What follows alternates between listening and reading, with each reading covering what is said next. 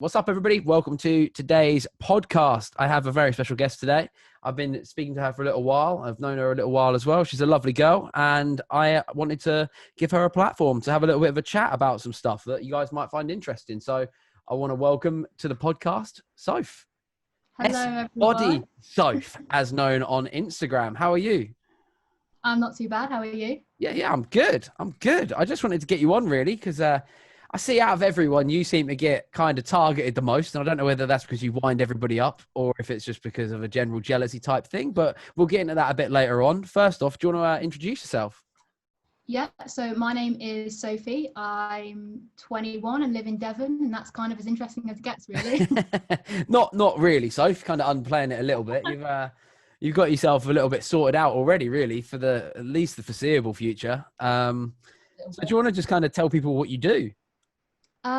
So obviously, as if you know me, you'll know that my main job is OnlyFans.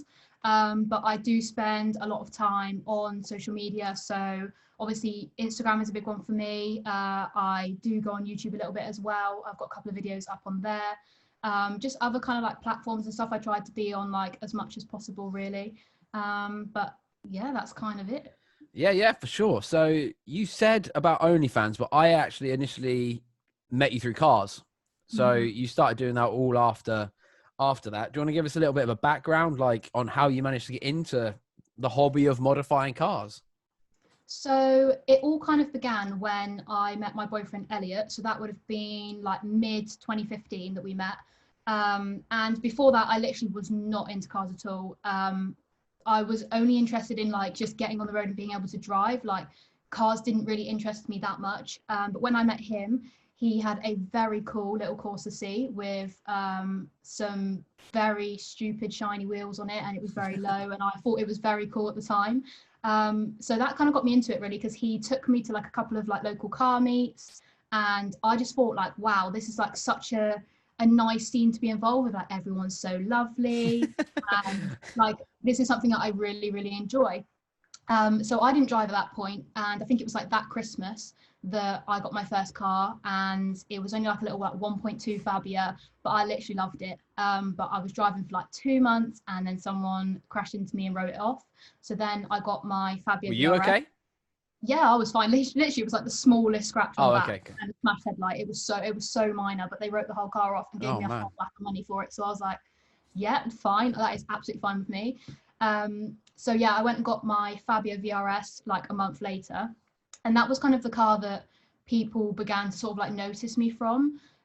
It was completely standard when I bought it. And then by the end of it, I put some like stupid wheels on it, and it was bagged, and I'd done a load of like random things. And I don't really know how that car like initially got me attention, but it did. And I started to like grow quite a big following. And I think from that, it just kind of like drew me into kind of the Instagram side of things. And then it's just kind of taken off from that, really. And I think I had my Fabia for like 2 years, and then I sold it, and then I bought the 14, and a couple months, well, like a year later, yeah, I'm kind of here. Yeah, and you've got quite a little collection of cars now, haven't you? And I know you've got, I didn't even ask you this before. I should have, before we started recording, asked you what your new car is, because I don't know what it is yet. Can you give us a hint? No. No? I'll tell you, to be fair, because it's not really that interesting. Okay. So obviously I've got the 14, which at the end of this month I would have had for a year. But everyone knows, well, most people know the story of that. Literally I had it for 2 months. It started like tapping like hell and came off the road, and that's where it's been for almost a year. And then I got what did I get first? No, I got the R34 next, I think, and then I got the BMW. And I had like loads of like couple of dailies and stuff in between there. I had an E36, I had an E46. But the new car that I bought, which was, I think like 2 months ago now, I paid for it, is an S15. Oh, okay. Very nice. Yeah, so I'll explain behind it, because I'm sure when I do announce it, people will be like, oh, it's only this, only that. So at the moment it is a Spec S, but it does come with a full aero kit. Oh, very nice. A genuine one. Genuine, yeah. Oh, okay. Very expensive. Okay. Yeah, but it was like quite a decent price for what I paid for it. Is really.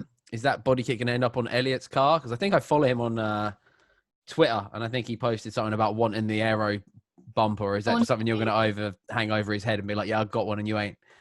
He is not having it. He is absolutely not. No, I want, like, it's like the whole complete kit, so it just makes sense for me to have the whole complete kit on that, and I'll find him another one, honestly. But obviously, because it's a Spec S, it's not really got anything like too interested in it, but I still have the SR that is now fixed and running fine that come out of my 14, so the plan is kind of to put that in there, give it a respray because it does need a bit of like tidying up, chuck the aero kit on there, and it should be a pretty cool little motor. Yeah. Well, my S15 is a Spec S with a S14 SR20. Yeah. So yeah. Mine's also been broken since about 1 month after I got it. So, but I got mine. I got mine 3 years ago. So I've got some catching up with you to do, but hopefully we'll have mine all sorted by, I don't know. I've given it to Martin Batty. You know Martin Batty, right? So yeah. So Martin's got the car, and I just need to order the parts, and we need it back before my birthday at the end of next month, because I'm going to hopefully be drifting at the S Chassis event in Scotland. Oh yeah, I've seen that. S Chassis Fast. Yeah, so I've got to try and get it ready for then, which is just annoying. As you know, when you put the targets on a car. But so do you have the S15 in your possession now, or have you still got to wait to get it, or? No, so basically we went down and viewed it, I think it was like almost 2 months ago now, but obviously because of lockdown, and Connor's been away in Italy. Connor, my mechanic, has been away in Italy with Martin. Yep. So and he's like the only person that I really use for like transport, so he just hasn't been able to go and like pick it up yet or anything like that. So okay, cool. Well, that's very exciting. What are you going to use that for? Like, what are the purposes of all of these cars? Because you've got your really nice. Is it an F31? Is that what yours is called? Yeah. So like the estate, like the new, like a newer modern estate BMW 3 Series, and then you've got your S14, which is going to be what, your show car, your main show car, because that's going to be like crazy, right? Like. Yeah, I'm hoping it's going to be pretty mad. So that's kind of going to be, well, originally I wanted to just be like a really race car, show car kind of thing. And then I just got like really interested in like the whole drift scene, and I really want to get involved with that. So eventually, like, that's what I want to like use to drift. So, but for the time being, for like the first sort of like year, whilst I'm still getting used to like drifting, obviously, because it's not going to be an easy thing to do. It's just going to kind of stay hopefully clean and look nice, and I want to take it to shows and stuff. So yeah, I mean, I'm probably going to back it into a wall, and I'm fully okay with that. Are you sure you're okay with that? Yeah, see, everyone keeps ripping me because I bought an eBay body kit, but I was smart when I did this because I knew I was going to back it into a wall and it was going to fall apart. So, well, I hope you don't back it into a wall, because it's a very nice car. Because I saw that car before you bought it. It came to a meet with me, so like I saw the car first, yeah, like, and it was really nice. So it'd be a shame to write it off because you've got a 2J going in it, right? Yeah. Yeah, so it's gonna be a proper car. It's gonna be a proper bit of kit, and it's gonna be scary to drive. But I think you've got, if you're close with Connor and he's friendly with Martin, like he's quite close with Martin, isn't he? Like they're obviously working in. Yeah. So like you've got the right people around you to guide you, especially with the drift banter. I don't think anybody's above Martin Batty with that. So I think you've got the right people around you to kind of take you into the drift scene, because it can be scary. Like I went over from Honda, the Honda scene, into the drift world, and the drift guys, for the most part, are fantastic. They're like, you know, I think as well, I think if are you going to use that as your practice car, like from the get go, you're going to go straight in a 600 brake. Yep. That worries me. I'm going to be honest. I have to be honest with you, like, because I think it'd be wrong for me just to sit here and say, yeah, I think that's a great idea, because I think that's an absolutely terrible idea. I tried it though. I had an E36 and I just hated it. Like, yeah, that's what you're meant to hate. You're meant to hate your practice car. I've got an E36 that I painted with a paintbrush. Like literally, you need these things. I'll tell you what, if you can, get down to Santa Pod with me. We'll get you as a part driver thing. We'll do a little collab on there. So obviously, like, we've got the social media side of shit, but I'll give you some basics of driving a shit car. So you can be have you still got your E36, or has someone picked it up yet? I sold it last week. Oh, that's annoying, because like they are the perfect car to wreck. Like they are so good for being shit. Like, I just didn't want to wreck that one. The paintwork on it was so good, and really? apart from the fact it was stripped inside, and it was like a little bit tatty on the inside, but the outside of it was just like in such good condition. I was like, I just can't send this into a wall. Yeah, but then I don't know why I'm going to send my 600 horsepower Sylvia into a wall. But I think we should try and guide you off of this sending cars into walls idea, and try and get you to get close to the wall, but not write it off. let's be okay with knowing that it's going to happen. Like, I think if you're at peace knowing you could write your car off. I think that's one of the things with all of the drifters, like especially the ones that I know. I've got a small circle in my drift world that I speak to every day, and Mm-hmm. they've all got really nice cars as well. But like one of my closest friends, Lewis, has got an A86, and like through lockdown, he's been on furlough, and he's just gone crazy on it, like having all. It's like basically a full shell rebuild in his garage, and it looks incredible. And he's even now saying, "I don't think I want to drift this anymore." He's like, I'll use it. I will still throw down, but I'm going to be conscious in my mind of where we're at with it. Like, and he has driven that thing like an absolute ripper for the last 4 or 5 years. Like, it's been amazing to watch. But now he's got a S13 that is going to be his practice car. Yeah. Just because he's crazy and can build it all in his driveway. He's put a Saab engine in it and all that sort of stuff. So like, I'm obviously happy to like, I get on really well with you. I think you're a cool girl. I feel like you do get quite a lot of unnecessary beef thrown your way, and I'm more than happy to help you out in the drift stuff as where I can, because I was nervous going into it. Like I was like, oh my God. And then after my like second drift or third drift day, because obviously we film, especially me, I'm big on the YouTube side of my stuff. I like filming everything. And I can remember there's this clip that I think I'm going to have to cut out of one of my videos, because it's so embarrassing when I look back at it. I'm like, yeah, motherfucker, I could drift now. And I was like being all like big on camera and shit. And I look back now and I'm like, if I watch this video as I am now and I saw someone acting like that, I'd be like, I'll wind your fucking neck in, you dickhead. Like, you got so much to learn. Do you know what I mean? Like, it's just that like the attitude that I went in with like was my mistake. And I feel like you could definitely do well at it. I think you've obviously got the financial set, like part of being a drifter sorted already. Your sound, like we'll get into your OnlyFans stuff later, but I think it'd be a cool idea for you, especially with the position you're in. It would be cool to get another car that you could actually crash into walls and not care. Like, because I think once that Sylvia's done, I know you joke about the body kit and stuff now. I think once that's done, once that rolls out of Connor's shop looking amazing, you're going to be like, oh man, if I do wreck this straight away, like I'm going to be gutted. Like, because I do think that will happen. I think I'll drive it. It will scare the living hell out of me. And I'll be like, I can't drift this. And then I will get something else to like, skid about in. But yeah, for sure. And I think that'd be a great idea, because then once you are ready to step up into what would be a serious drift car, you will be ready for it instead of like killing yourself straight away. Because what you're getting is like, I've been drifting for 3 years now, and you will be going into a car that is way better than mine. Does that make sense? Like, and it's like, it's way better than most of the guys that I drift with, like for the most part, like, it's a crazy spec car, and it will be amazing once you've got the basics down. I always believe in learning in something real turd and real basic, because then when you get into one of these special setup cars, it's like, oh, I know what I'm doing. I don't have to worry about the wheel's going to fall off, and like have I done that arm up properly? Because you're in a car that is ready to go.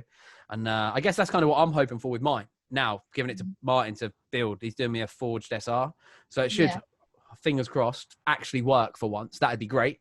But but I think drifting would be cool for you, especially with the audience you've got. It'd be awesome, because I feel like with people with such influence that like yourself, like you obviously have got influence. Like the second I posted up saying like I was having you on the podcast, I had loads of people messaging me going, oh, finally she's gonna have it'd be great to hear what you say to her and all this sort of stuff. So I was like, it's cool to hear. So I'm just getting my little list of the stuff that I was going to talk to you about. And it's just I think that's kind of the thing, really. It's like I've never really kind of had my chances, like say if you know what I mean, like everybody just kind of assumes like who I am as a person and stuff, whereas I've never really kind of had the platform to kind of speak out and give my true kind of personality, if that makes sense. Yeah, of course it makes sense. I feel this is why I wanted to get you on, because I feel like from where I don't want to just sit here and like lick your ass because you're on my podcast. I do appreciate it, but I just like I just find a lot of the online stuff. I don't see everything you post, obviously, because of how the algorithms work and shit.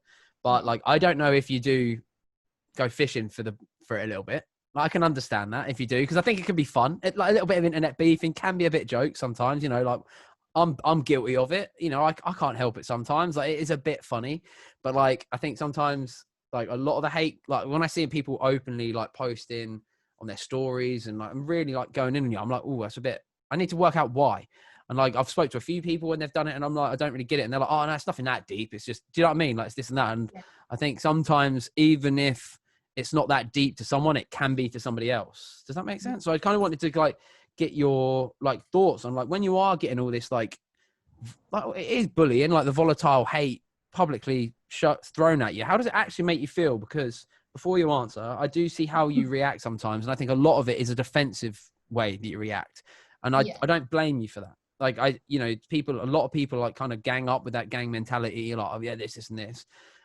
And you obviously bite back and you're like, well, fuck you. You know, like you posted that TikTok the other day about I've got an OnlyFans and I own this and this. It's almost like a little like, you know, you all chat shit about me doing this, but fuck you. You know, I'm making money. I'm living my life how I want to live it. Like it's cool, but I can see how it could fuck somebody else off. But at the same time, I don't really believe they have any right to get angry. At the same time, I kind of see it from everyone's. I'm kind of like neutral on it, but I don't like certain aspects of it. Does that make sense? And that's from like not just your side, but from the other side as well. I think that's one of the things. I think that's just comes with experience and age. Like what is like? How old did you say? 21. 21, yeah. Yeah, I'm 30, so I've had like the whole internet. I'm glad. 30. Please say you thought I was younger than that, though, right? No, I thought you were like 24, 25. Yeah, cool. All right, cool. You're having a good bet. I thought you were going to say I thought I was 40 or something. No.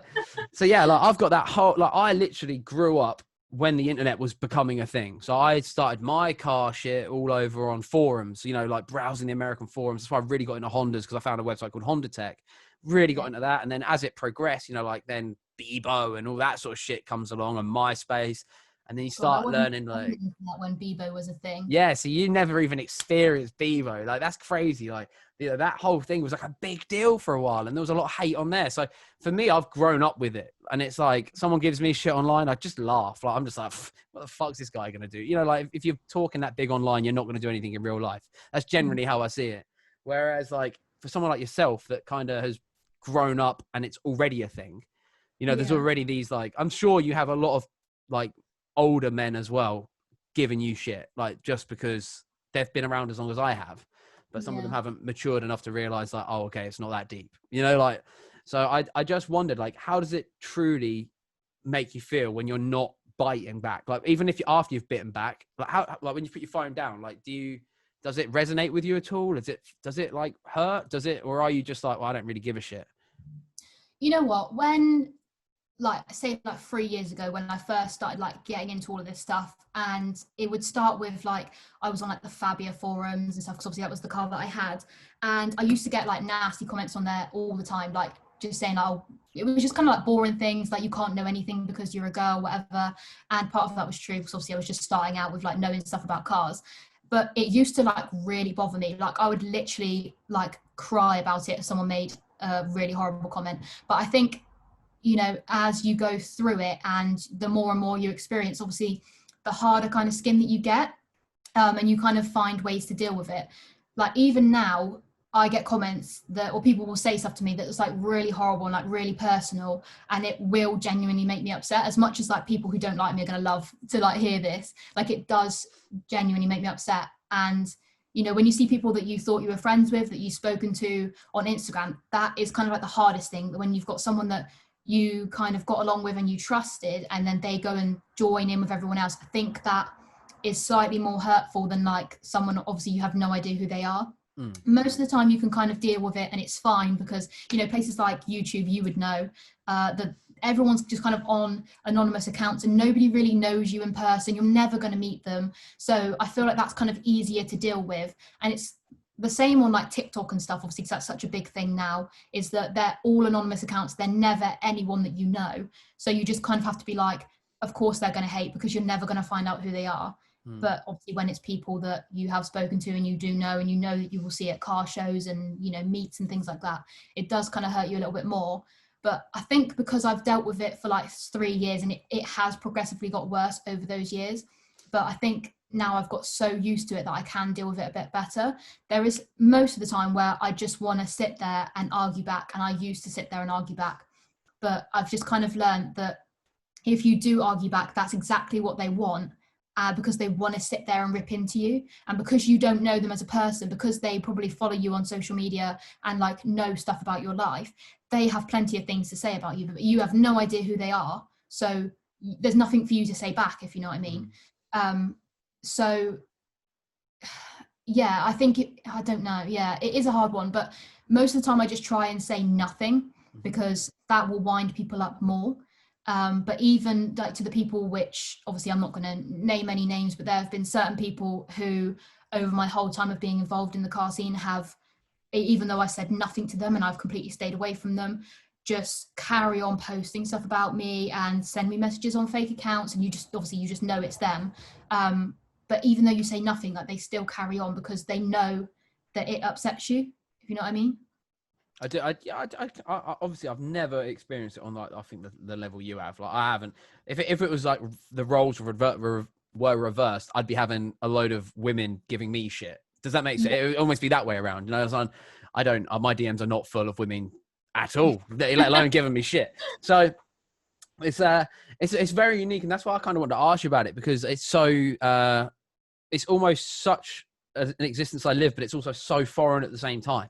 Because we both do I mean, I don't do the OnlyFans, obviously, but what we do, the YouTube, Instagramming, and all that sort of stuff, it is all very similar. And we both, obviously, you're getting your drift car all sorted. So I genuinely hope you do end up in the drift world, and I hope that you are very successful with it. I think I don't like dragging. I'm not like sitting there going, fucking hell, Soph's doing well for herself with all these followers and all the money and that. Like, fucking hope she wrecks her car straight away. I look at that Sylvia and I'm like, we need to get her into like an MX-5 or a BMW just to get her the basics, you know, so this car doesn't get wrecked, because it would be cool. It'd be cool, because I think you have a lot of influence over a lot of younger people as well. I think I looked through some of your post the other day, because I was thinking, like, oh, what can I, like, what cool questions can I bring up? And I think so I want to try and get it up. I saw a kid, he must have been like, I think he said year 8 in his bio, and he put, I'm gonna smash you, or something like that, and you'd replied going, no, you're not. I literally, it was like it was like on the main thing, like, as I'm scrolling through, that comment was on it come up, and I laughed. I was like, that's funny.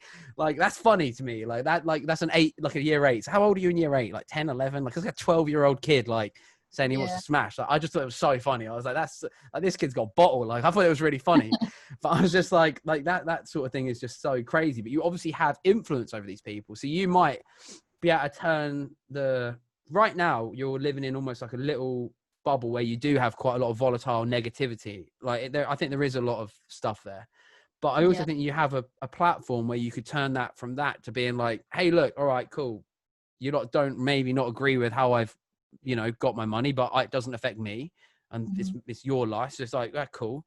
And now I'm going to go into drifting, so you can follow my journey doing that, or I'm going to build another show car, so you can follow that. I feel like it could be really cool for you to, like, use your influence to kind of benefit the whole drift community in itself, because we're losing tracks every month, and like all the time we're losing venues from where we can do it, to where I'm like, I question, like, where am I going to be able to do it? Because you live down in Devon way, right? You're like the complete opposite side of the world to me, country-wise. So, like, but you've got a track in Cornwall, I think, Perrin Drift or something.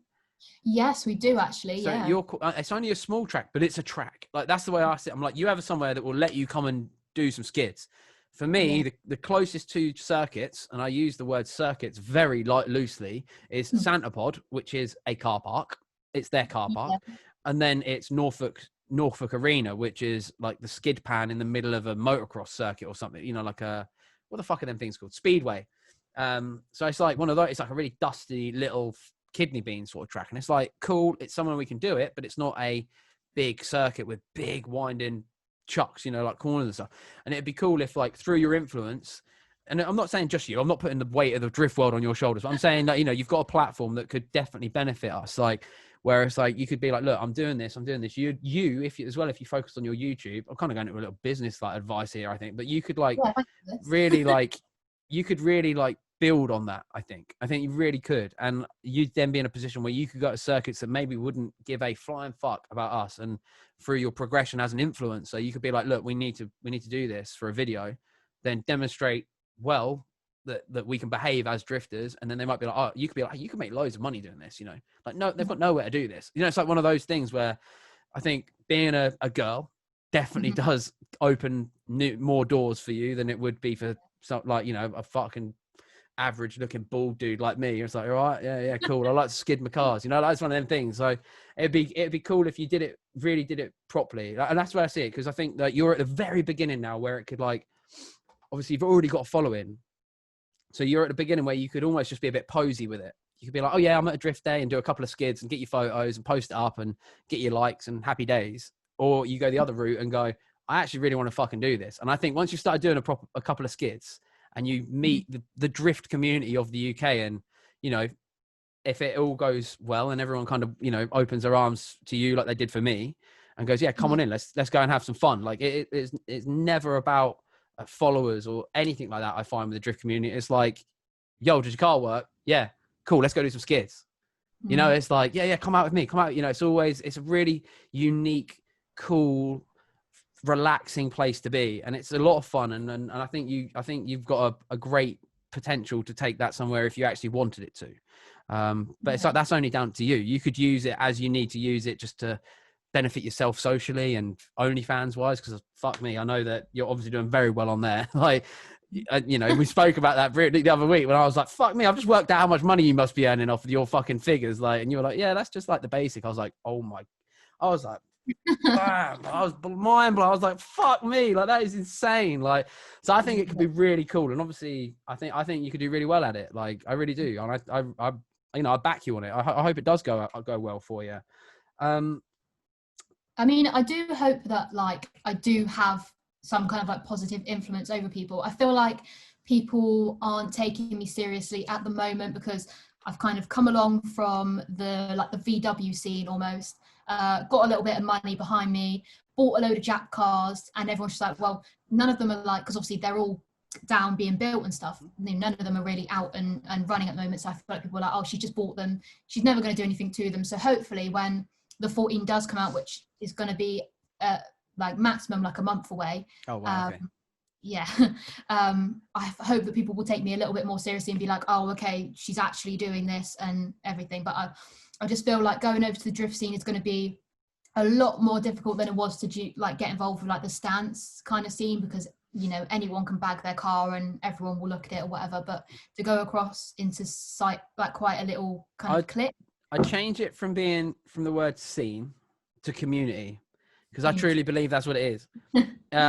Obviously you do have the scenesters in it, the people that do just flex for the sake of flexing, of doing it. But I feel, like I said to you, like with drift, what I've found with drift, when I went into the drift world, because obviously I came from the Honda world, so it was very similar, like you going from the Volkswagen stancy show scenes into this motorsport that is just fucking bonkers. Like that really is what it is. I remember going to my first ever drift day, watching it live, and I said to my friend, I know Gianni from Status Error. Have you ever heard of Status Error? They're like a clothing company in the drift community, so you'll probably see them on a lot of the cars and that. And I looked over at him and I was like, how the fuck is this legal? Like, the first ever time I watched it, I watched an Australian drifter mount the guy that owns Driftworks AE86. They mounted it like that, bam, and I was like, how the fuck is this legal? I was like, I can't believe this is a thing that happens. And I went home and all I could do was I kept thinking about it. And I was like, I can't believe I'm not involved in this. I was like, I want to be involved in this. And I started panicking a little bit because, like, obviously the banter was there between me and the people that used to own Driftland. And they were like, nah, you're the Honda boy, fuck off, you know, and all that sort of stuff. And all like there was a couple of people that just did not believe I would be into it. And also, I'm going to call him out as well if he ever listens to this. Dan Joyce from Low Origin, who's now one of my really, really, really close friends. Like, we're like that when it comes to the drift. Like, he's one of my really good friends. I really like him. He's a really nice guy. But he was open and honest with me, and he said, I watched your video of you picking up that S15, and I literally thought, he's going to fuck that.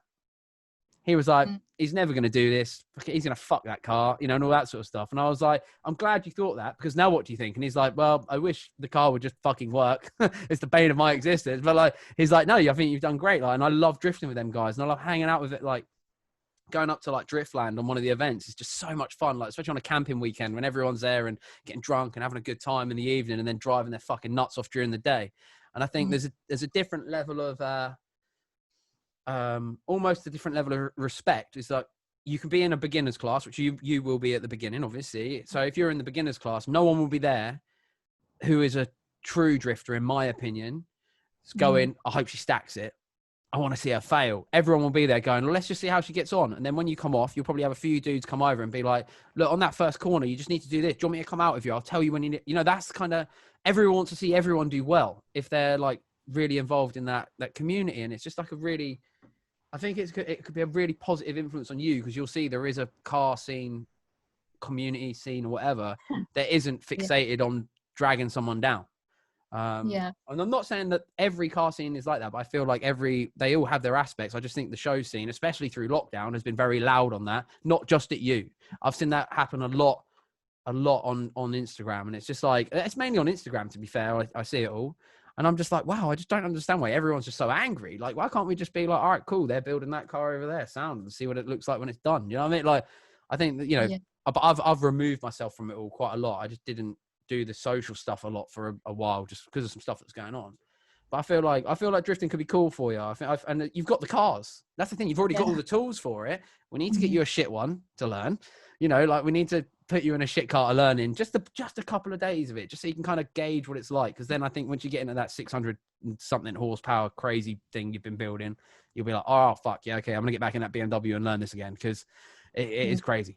It's crazy. I'll tell you what though, I've been driving my boyfriend's S15, which is 300 brake. Martin tuned it, and that, putting my foot down in that, scared me a little bit, because I drove it before he had it mapped and everything, and I was like, yeah, this is cool, like, I really like this. And then driving it since, I was just like, oh my god. And it kind of hit me then what the 14 is going to be like, and I was thinking, like, god, the 14 is actually going to be crazy. Like, how am I supposed to deal with that? And I think that was a little bit of realization, thinking like, maybe I can't take this straight onto I definitely don't think you should. I'm going to put my neck out there. Like, other people around you might say, no, you'll be fine. But I'm just saying, as a friend, I don't think you should. And as someone that has learned their lesson the hard way with breaking cars and crashing cars, I don't think you should take that car out straight away. I feel like you should get, especially with the financial situation you're in, like, just go and buy something you would not give a fuck about if you crashed. Like, literally, you could look at it and be like, do you know what, if I put that on its roof next week, I'd laugh. Like, that is me with my E36. If I stove that in, I'm like, yeah, come down, you can drive it. And everyone's like, well, what if I crash it? I'm like, no, it'll be funny. Let's make sure we just get it on video. Like, it'll be funny. Like, I don't care. Like, so I do think that would be a good plan for you. But moving on from the drifting stuff, because I think we've been talking about that for a little bit now, because I just love drifting. So I'm sorry, like, it's just something I'm really passionate about. Getting back to cars. Do you think you'll be consumed by this drift stuff, or are you going to stay part of the show scene? Are you going to, carry on in that vibe? Because from where I am, I enjoy them shows way more now I'm not involved in all the drama. Does that make sense when I say that? Like, before, when I was in it and I lived it and everything mattered, and if someone had the same wheels as me, I was like, fucking, they've copied me and all that. Now, if I see, let's say I see a Civic with some the T37s on, if someone else had them wheels, I'd be like, oh, that's a bit annoying. I thought I had the only set outside of Japan. I'd be like, well, the car looks fucking dope. Of course it looks dope. It's the same as mine. Like, do you know what I mean? It'd be like, of course I fucking like it. It's the same car as me. So do you think you'll carry on with that? Or do you think you will kind of try and sidestep into other kind of aspects of it? I do think that I will stay in that kind of scene, just because I do really love it. Obviously the side of, like, some of the people that are in that kind of scene kind of take away the goodness from it, but when it comes to actually, like, building that kind of car and having a show car, I do love that side of it. And I do want to take the 34 down the stance kind of route, because, you know, it's not very fast and it's NA and auto and whatever. We won't talk about that. It's a big body car. It looks sick. Exactly, yeah. So. And at some point I'll do a cool engine swap, but for now I do want to take it down kind of the show kind of route, and I do want to be involved in it. I do love going to those shows. Like, you know, I would never miss an ultimate dubs or an ultimate stance, you know. So yeah, I will stay involved in it, and I will go to all of those shows. I just think that some of the people in it kind of take away the enjoyment out of it, if you know what I mean, just from the people that are involved that you always see at the shows and stuff. For sure. But on the other hand, I feel like as you grow as a person as well, you'll realize who's in your circle, and you'll be like, okay, cool, these are the people that make me feel good. Like, when I first got into drifting, I wanted to try and meet everybody. I was like, right, I'm just going to try and put my neck on the line. I'm going to try and meet everyone. And then I was like, well, okay, them guys are a bit fucking off. I don't think our personalities work. Like, well, that guy's a bit fucking weird. I'm not really into that shit. Or that guy was rude to me. Like, fuck that guy. I'm not going to go near him anymore. Do you know what I mean? Like, oh, that garage fucked me over. I'm not taking my car there anymore. That sort of thing. And it's like, okay, I've been doing it, like I said, for 3 years, and I've done the show stuff for a long time too. But even now, if I went to a car show, I think I know the people I'd go with, like, instantly, and I wouldn't care about it. Someone could stand next to my car and be like, wow, your car's shit. And I'd be like, Okay, but you're not going to drive it, so what does it matter? Like, I don't get it. Like, it's cool. Like, oh, your car's fucking. One thing I remember some guy pointing out to me, I went to that Gravity show, the Slam UK Gravity show, and I love Jordan. I love his event. I think it's an actually good car show in England. I genuinely believe that. Yeah. And I'd messaged him before, and I was like, yo, I'm coming down. I'd bought a ticket already, but I didn't know if I was going to definitely make it. I was like, I'm coming from Driftland, like directly from Driftland. Can I get my car in still? And he was like, yeah, I'll save you a space.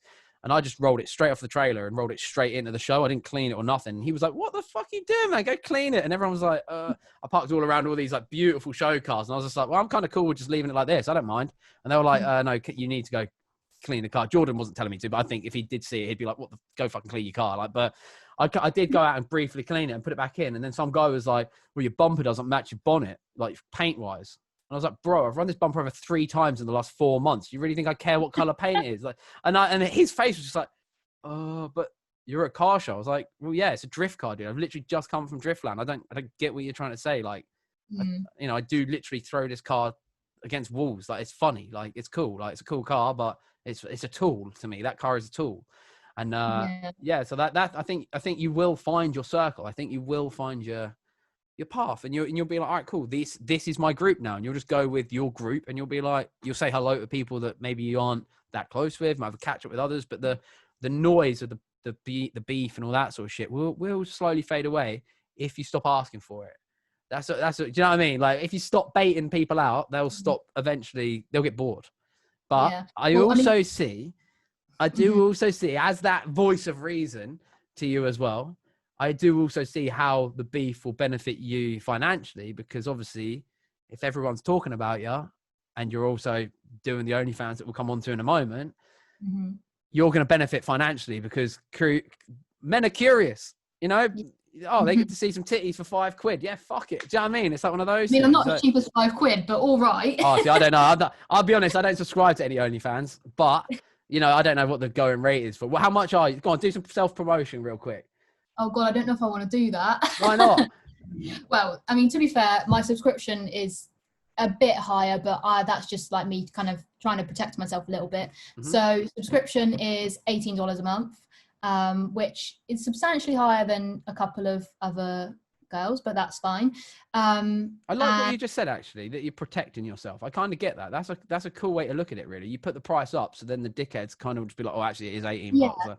So what I found is, because obviously doing OnlyFans, I've had to deal with a lot of leaks. Like, there's no denying it that my pictures are out there.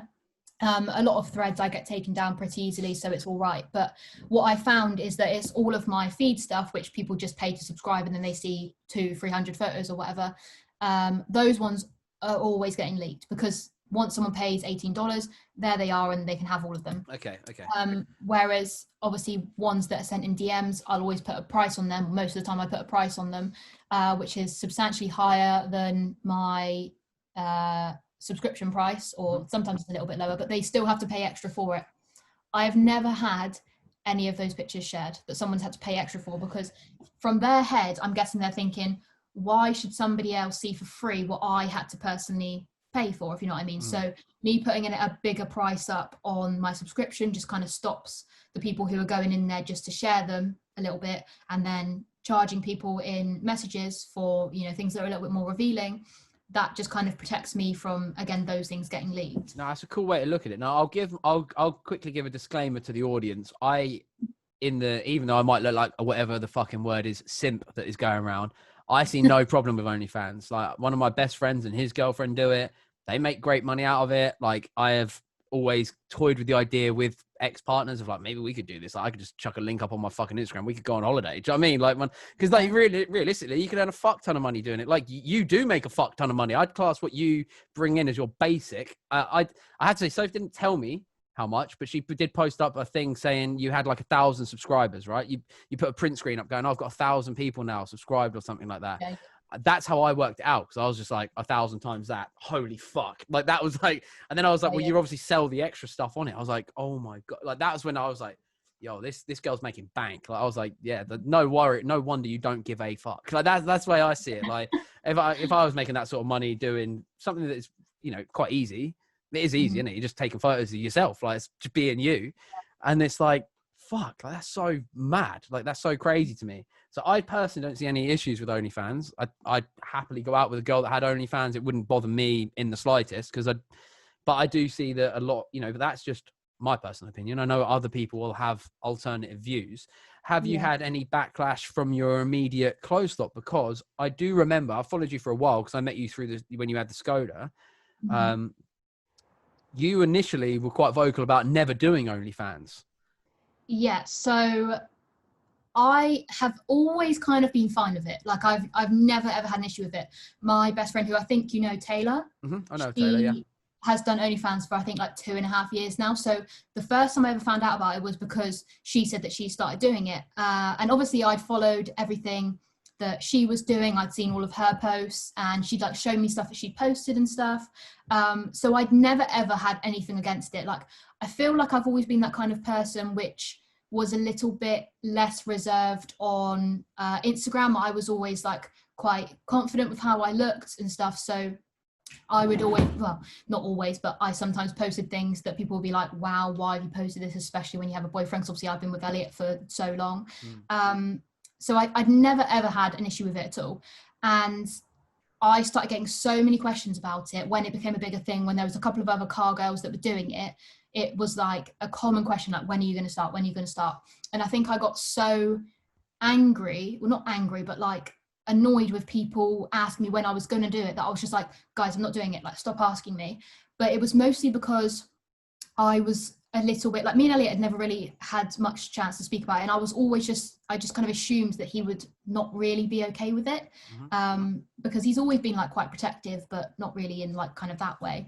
So I just kind of assumed that he would just never even consider it. And then I think it was like July last year, so like a year ago, we started having a conversation about it, and we just spoke about it. And I was like, look, there is a opportunity for me to make a little bit of money here. Obviously he was a uni student, I was working full-time at a garage, and I didn't make the most amount of money. I didn't really like my job, and I was just kind of like, it would be nice just to have a little bit more money to be able to do stuff to my car and just kind of live life like a bit more freely, if you know what I mean. Because I was working 6 days a week. Obviously no one, I don't expect any kind of sympathy for me working 6 days a week, but you know, I was working a lot, and you know, not having like loads of money, I was just kind of like, when you've got an amount of money which you know you can kind of make, you're just kind of like, well, why would I turn that down? No, of course. You know what I mean? No, I think the leaking side of stuff really worries me with that app. Is it an app? Like, is it a website? Right. Okay, so there's no way that they could implement anything that would stop screen recording or print screening or anything like that. There's no. That's the only downside to it. Like, I feel like, yeah, the only thing I could really say that I could relate to is I do Patreon. I have a Patreon account. I don't make much money on that at all every month, but it helps. Like, do you know what I mean? Like, every little helps. And I've got maybe like mid-20 people follow me in there, like 23, 24 people that subscribe to get that extra content. Now, if one of them was taking the videos that I share in there early, and because I'm going to be doing a Patreon series only until the car is finished on this Civic pickup truck I'm building. So all the videos are going to go on there. If someone starts sharing them, I'd be like, yo, what the fuck? Do you know what I mean? Yeah. It's not even just because like they're sharing the content, but other people pay for that as an exclusive thing. So exactly. It's not even like I'm not that. I'd be like, yo, other people are paying for that to keep it exclusive. So what are you doing? Like that would bother. I think that would actually bother me. So does it bother you, like, in that sense when someone's sharing, or is it more of like a personal thing? Like, yo, you're sharing my, like, these, they are personal photos, aren't they? Like, you know. Yeah. I mean, I'm kind of smart enough that I don't post anything on my feed that I wouldn't be happy for my family to see, if you know what I mean. Obviously I'm quite open with like my family and stuff. They're all very aware of you know what I do, but I don't post anything that I wouldn't be comfortable with posting elsewhere and people seeing, if you know what I mean. Yeah, of course.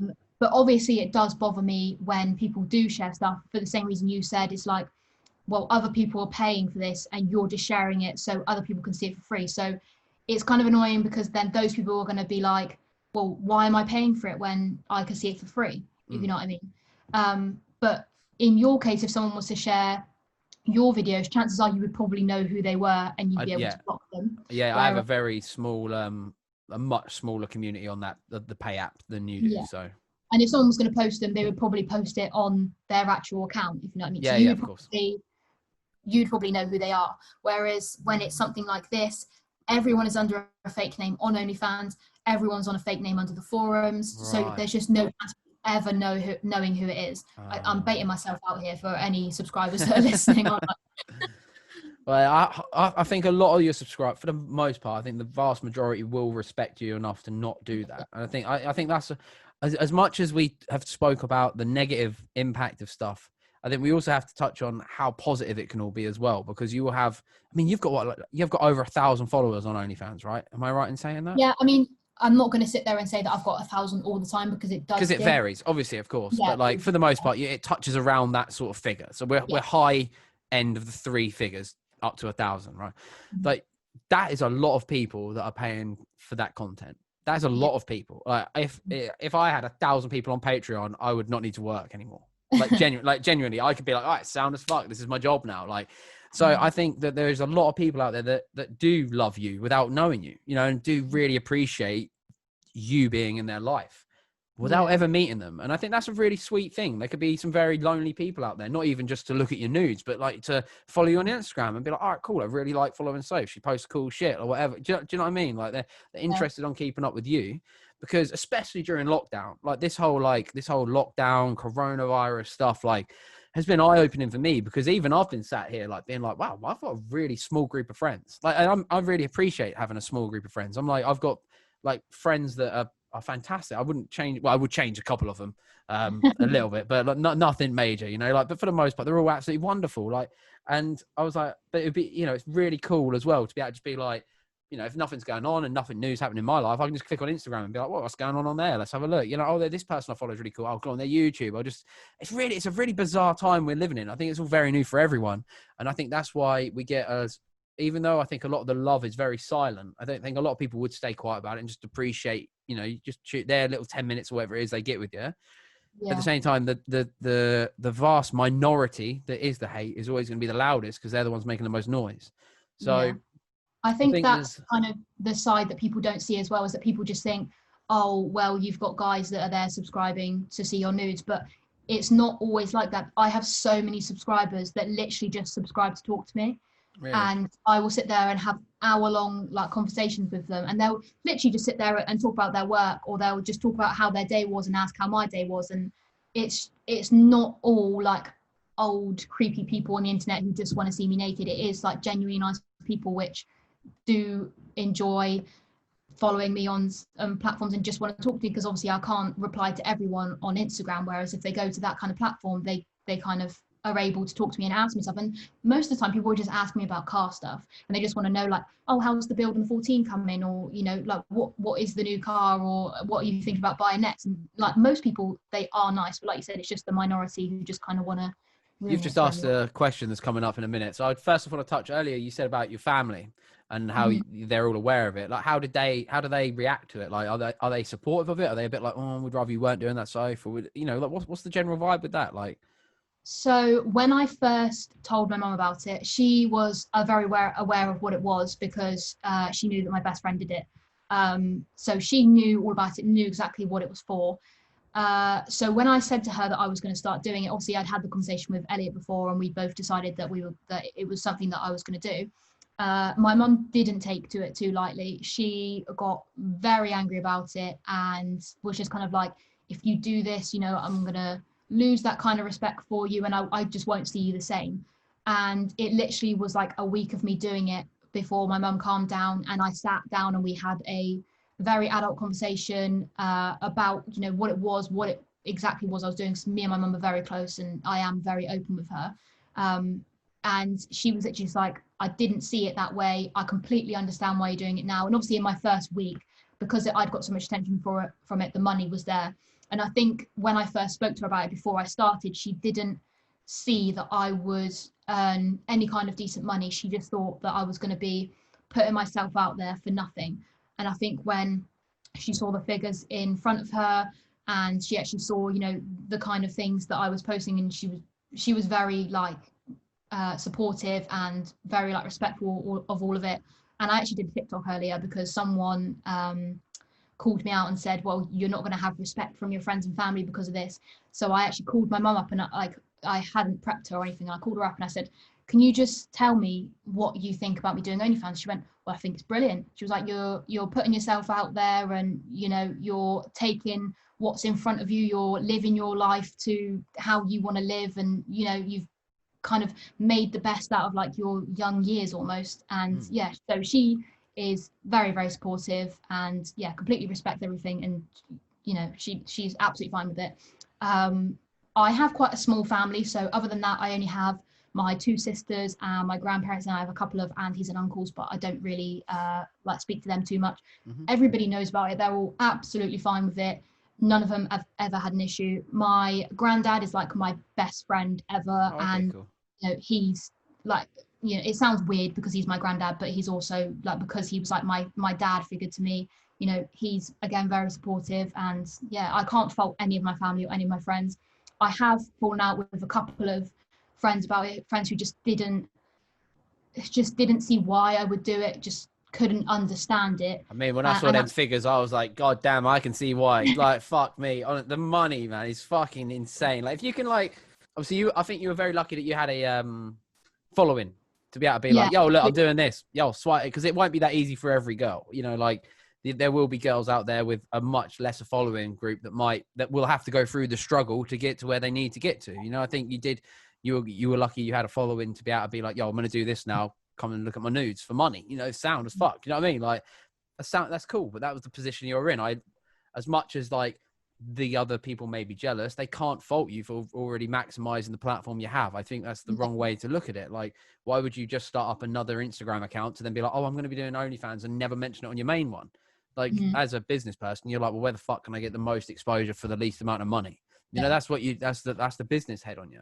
But I do think that people just assume that OnlyFans is really easy. And I mean, you sit there and talk to a girl who's got 1,000 followers on Instagram, and she will sit there and tell you that she struggled to get 5 subscribers. Like, it is a lot more difficult. And obviously, it's not just me posting my link and then I have all these people. You know, you have to keep the interaction up. You have to reply to people's messages. You have to be like constant with posting pictures and everything like that. So it's not just as easy as post my link and the money sits there. Like, you have to be proactive. Yeah, exactly. And it's a lot easier for me because I have that following. If you don't have a following, then it does make it a little bit more difficult. Yeah, for sure. But like I said, I think it's pretty. I do think it is a very unique thing. Like, it is a very unique. But I'm all about people getting their money, and it is hard to earn money in this modern world. It is hard to earn money. It is hard unless it's handed to you. And if you're making it, I'd be like, yeah, fuck it. Like, fuck yeah, let's do this shit. You know what I mean? Like, let's make the money. Like, you want to be financially sound, like, you know, and, I mean, like I said, I can't say I know exactly what you share on there, but like, I can't imagine on the main homepage posting anything too explicit. Like you said, so it's not like you're doing hardcore porn and posting it out there. It's not like, you know, it's nothing like that. So like, because I see a lot of people, I think you shared one thing the other day and someone was like, what are you going to do if your kids see this? And you just put, who said I want kids? Like, right now, you might not want them. In 10 years, you might have changed your mind. You know, when you're 29, 30, you might be like, do you know what? Maybe at this point in my life, I do want them. But even then, it's going to be another 6 to 10 years before the kids even realize that's a thing. So by then, you knew like what you're doing now. Let's say you do this for the next 6 or 7 years successfully, and you make enough money to be able to be like, yeah, cool, I'm not doing this ever again.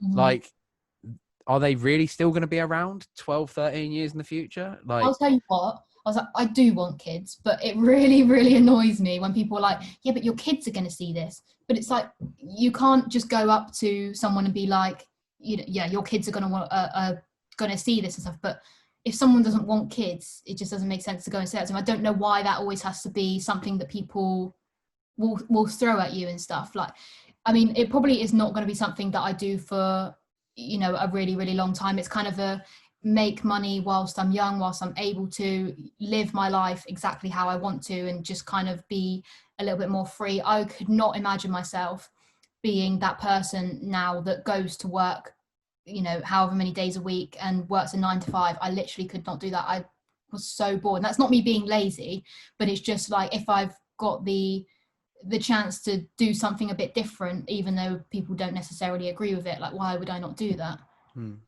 Yeah, no, I like I said, I fully back it. I think it's fucking cool, man. I think that you can make more money than like Premier League, like not Premier League, like like Division 1 football players. You make more money than them. Like, I don't know how much I don't watch football. No, I'm telling you, I know some of them, and I know you're making more money than like, it's unbelievable. It really is unbelievable. I'm gonna before we finish on talking about the OnlyFans thing, I've got one more real question. What is the best and the worst side of it? Like, there's got to be pros and cons to it. Like, what are the absolute elite and what is the absolute worst? Like, as someone that has had the only OnlyFans experience I've ever had is like living it through my mates, like the couple I told you about that do it. That I've no experience with it. Like, so I don't know what the pros and the cons would be. So if you don't mind letting us know. Obviously, the biggest con would be the leak side of it, just because that's such a difficult thing to deal with. I'll say this actually. So I had a thread posted up about me, I think it was the beginning of June. And I won't obviously say the page, but I contacted the page directly, like I do to all pages where I find the leaks. And I contacted them and said, basically, would you mind taking this down? Obviously, this is my copyrighted content. Is it on Facebook? You're talking about the thread. Like, where would you be? It's like an online forum. Oh, on an actual forum. Okay. Yeah. So I just wanted to put that into some context so we all kind of had a gauge what was going on. Yeah. There is tons of them. There's online forums specifically made for sharing OnlyFans, Admire Me, and Patreon girls nudes. Right. Okay. So I actually come across it because somebody sent it to me on an anonymous page on Instagram, and I was like, right. So I emailed the page like I do to all of them. And I said, look, would you mind removing this, since it's my explicit copyright content that technically you don't really have the right to post. If you don't delete it, that's absolutely fine. I will speak to OnlyFans and issue a DMCA, which is basically like a copyright notice for them to take it down. Yep. And I had one of the admins reply and say, unfortunately, we can't take it down unless you get a DMCA issued. So I replied and I was like, absolutely fine. I'll speak to OnlyFans now and I'll get that sorted. It was so polite. I then had another admin who, for whatever reason, had seen that thread, and they emailed me and said that the way that I spoke to them was in an impolite manner, and that they don't work for me or anything like that. And it was so rude. It was so horrible. And then they banned me from replying to them. So I was like, fine, whatever. I went to OnlyFans, got them to issue a DMCA, and obviously OnlyFans contacted them for whatever reason. The guy who was behind the second account then come back to me and unblocked me and said, you have 48 hours to reply to this, and then sent me a really horrible message, which I won't repeat. It was like, if you don't reply to this, we will be posting your full name, your email address, and your IP address. And I was like, what the hell? I was like, I honestly have not even said anything to you, and you're out here wanting to post all of my personal details. I basically replied to them and said, like, look, I don't know why you've taken this the wrong way. All I've done is spoken to OnlyFans and got them to issue a DMCA. But, you know, if that's how you want to be, like, that's fine. And he replied saying, again, that I was being rude and that I was very self-centered and, you know, whatever. So he went ahead and posted all of my details and my IP address, and then said that I was exempt from DMCAs so that they won't take the thread down, and then blocked me from replying and blocked my IP address so I can't view it. Wow. And that's the kind of things that you have to deal with, that especially people who are going into OnlyFans and do see it as such a great thing, don't realise that that kind of happens. But then on the flip side, obviously the absolute best thing about it is the money, and that's undeniable. It's the main reason that I do it. And obviously I don't necessarily love doing it, but the money side of things makes it enjoyable, you know what I mean? Absolutely. It's a job. It's your job. Yeah, like you know, like there's a lot of people that are out there that absolutely despise their work, but they go because they have to put food on the table. Like, you've just managed to craft a job for yourself that is something that you can do from your home and make mad fucking stacks on. Like, it's crazy. You also said earlier, like, about cars. Obviously now you're a car girl, you like cars, right? Generally as well. Where do you see the future of your car collection going? Is it all going to be JDM kind of type cars now, or have you still got your heart still in? Because I know you got that BMW. Is that staying dead stock, or? Well, I mean, it's not completely standard. Since I've had it, I've done just like really, really minor things. I've got like carbon, those Diffuser, right? impacts, and yeah, and I've got the diffuser, and I've done the exhaust. At some point, I'd like to put it on coilovers and maybe some cool wheels, but I don't want to get too carried away with it because it is a daily, and then I'm going to have to end up buying something else for a daily because that becomes impractical. But for now, that is going to stay like mostly stock as just daily. I think I do want to kind of expand and have lots of other cars, but it will all be strictly JDM, which is why you're probably going to find it hard to get me into E36. All right, we'll get an MX-5. Yeah, okay. I'll think about it. We'll talk off camera about all that stuff. I don't need to like bore everybody to death for me trying to convince you to buy a turd car to crash. But like, there's a lot of stuff out there that we can do. I mean, Lee's just picked up that absolute bag of shit Lexus. Like, you could get something like that. Like, dead turd though. I wouldn't advise one of those. But like, but yeah. Right. Let me just see what I've got here. What else do you see yourself doing in the future? You said about that you don't see yourself doing this forever. Where do you see your future going?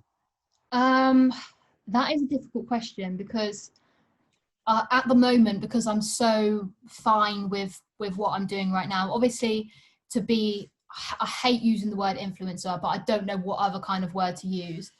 You know, someone who kind of works, you know, through Instagram and other social medias and stuff. I'd love it if that would be what I could do for another couple of years.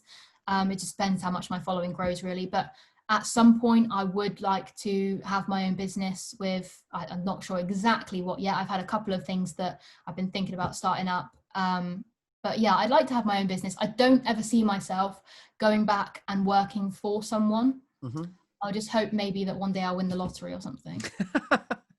Well, I think at 21, you've definitely got a few years left in you on social media and stuff. I think you're going to be absolutely fine. I did post up on my Instagram for the questions thing from other people. There's a couple of cool ones that I'll mention.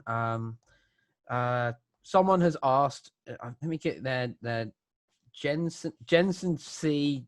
It's a long username. Okay. It's lots of numbers. Dream car that you don't own.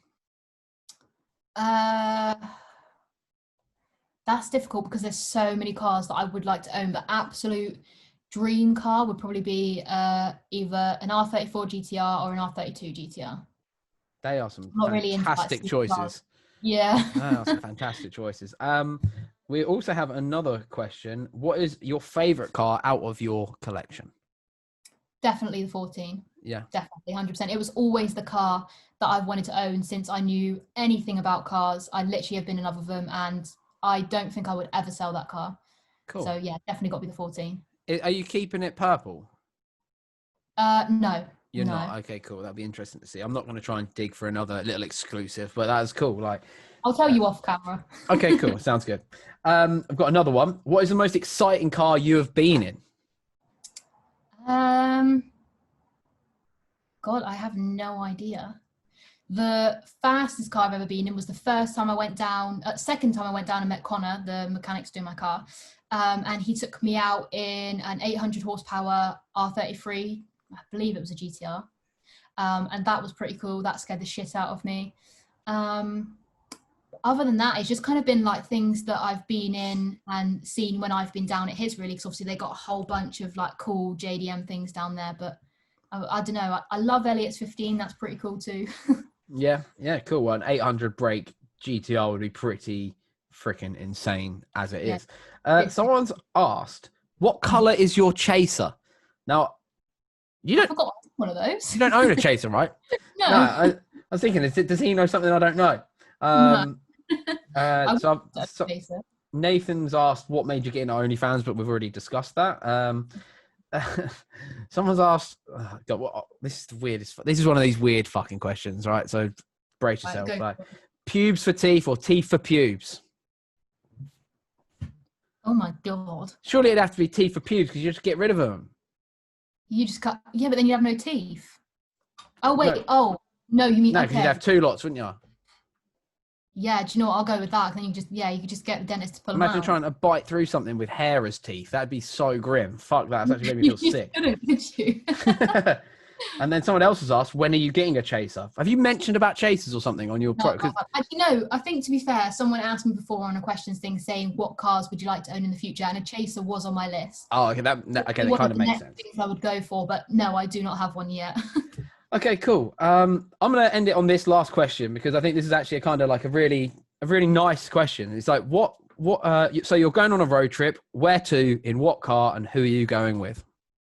Oh my God.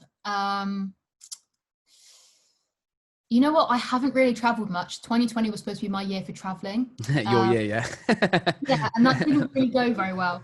But I'll tell you what, one of the favorite places I've been, it would take me a long time to get there, but I went to Egypt a couple of years ago and I absolutely loved it. So if it'd be possible to drive there, I'd probably go there. I think it's possible. I think you can drive to Egypt. I probably wouldn't advise it. I think like the No, resorts are pretty good in Egypt, but everywhere else is pretty dangerous, especially if you're a blonde white girl. I don't think you should go there on your own. But like, yeah, I think that's cool. Who are you going with and in what car? It would have to be Elliot, just because he's my best friend forever. And he'd probably fall out of you if you didn't say him, especially live on the internet. Yeah, I'd be in the doghouse, wouldn't I? It'd have to be the BMW, nice and comfy. Yeah. I don't blame you for that at all. Well, Soph, thank you so much. Give your Instagrams and stuff a shout out real quick so we can plug your stuff and your YouTube and that. So let them know where they can find you on all of your platforms. Okay, so Instagram is at SBODYSOPH, Soph with an X. OnlyFans, of course, is Sophie with 2 E's and an X for an O. And an X for an O. Oh, sorry, I understand what you mean. So I'll edit it on the screen as well so people can see. So. And TikTok, also SBODYSOPH, because I'm loving TikTok at the moment.